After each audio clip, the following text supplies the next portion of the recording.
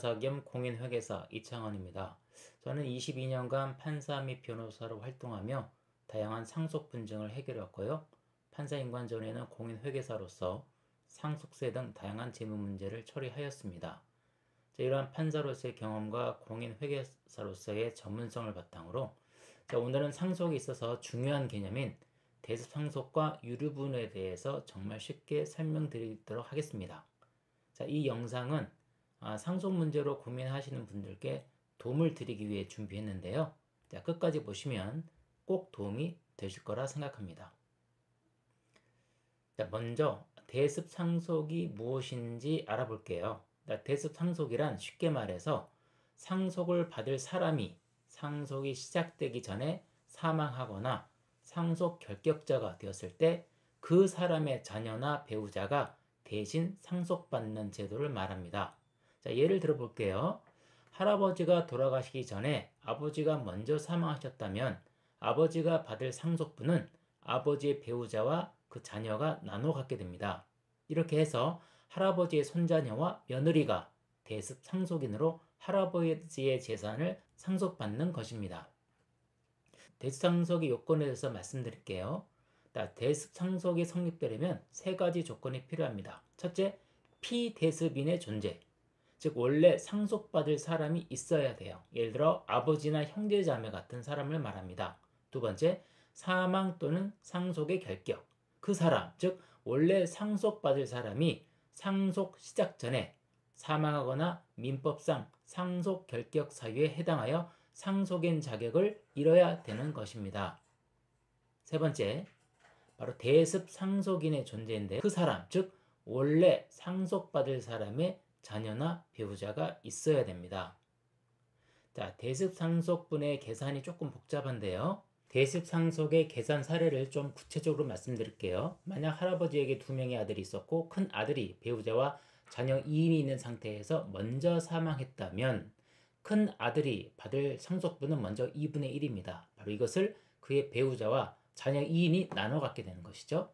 배우자의 법정 상속분은 1.5, 자녀들은 1씩을 상속받는 거기 때문에 배우자의 법정 상속분은 3.5분의 1.5, 자녀는 3.5분의 1, 즉 배우자는 7분의 3, 자녀들은 각각 7분의 1씩 나눠 갖게 되겠습니다. 이처럼 대습상속은 가족 간 상속의 공평성과 최소한의 생계를 보호하기 위한 중요한 제도입니다. 다음은 유류분에 대해 알아볼게요. 유류분은 상속을 받을 사람이 최소한의 상속재산을 보장받을 수 있도록 정해진 제도입니다. 예를 들어 부모님이 유언으로 전 재산을 특정 자녀에게만 몰아주었다고 하더라도 다른 자녀와 배우자는 유류분 반환 청구를 통해 자신의 몫을 요구할 수 있습니다. 유류분의 비율이 좀 궁금하실 텐데요. 유류분은 상속인의 지위에 따라 달라져요. 먼저 아까 말씀드린 것처럼 법정 상속분은 배우자를 제외한 가족은 1, 다만 배우자만 0.5가 가산되기 때문에 1.5를 받게 됩니다. 그러므로 앞에 든 사례와 마찬가지로 배우자를 포함한 가족이 3명이라면 각각의 상속분은 배우자 1.5, 나머지 자녀 1, 1로서 3.5분의 1.5, 3.5분의 1씩이고 결국 7분의 3, 7분의 2, 7분의 2가 법정 상속분에 해당하게 됩니다. 유류분은 배우자 및 직계 법정 상속분의 2분의 1이고 직계 존속은 법정 상속분의 3분의 1입니다. 원래 형제자매도 유류분의 3분의 1이 인정되었었는데 2024년 4월 헌법재판소의 위헌 결정으로 더 이상 인정되지 않아요. 유류분 반환 청구 사례를 조금 한 번 더 들어보겠습니다. 예를 들어 아버지가 전 재산을 큰 아들에게만 유언으로 몰아주셨다면 다른 자녀나 배우자는 큰 아들을 상대로 각자 유류분 반환 청구 소송을 제기할 수 있는데요. 법정 상속분은 아까 알려드렸죠. 배우자는 7분의 3, 자녀는 7분의 2이기 때문에 유류분으로서 배우자는 7분의 3 곱하기 유류분율 2분의 1, 즉 14분의 3을, 그 다음에 장남의 동생은 7분의 2 곱하기 2분의 1, 즉 14분의 1을 청구할 수 있는 것입니다.